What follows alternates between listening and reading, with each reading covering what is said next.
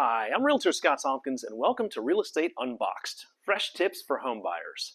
Today's topic, should I get a sewer scope inspection? As we discussed in my video on inspections, once you're under contract with the seller, your time frame to conduct inspection starts. Depending on how hot the market is and what inspections you want to get, you can plan on about a week for this. One specialized inspection that can be cheap insurance is a sewer scope inspection, where an inspector uses a fiber optic camera to check the condition of the sewer line, typically from the home to the city sewer connection. Should you get this inspection? That's your decision, but sewer line repairs can be complex and costly, so this is an inspection that can provide considerable peace of mind for a small investment. Some issues that an inspector can identify in your sewer line include improper slope, which leads to poor drainage, faulty connections, corrosion, scale or deterioration, and cracks or tree roots, and more.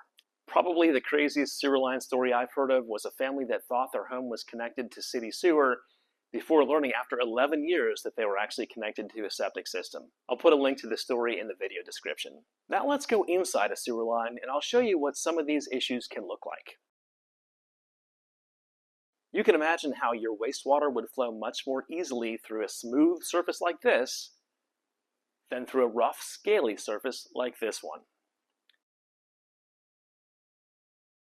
Here, the camera is underwater, suggesting poor drainage. Now that's a tree root. You can see where this sewer line has actually been crushed. That crack doesn't look good. I hope this video gives you an idea of some sewer line problems that a sewer scope inspection can discover.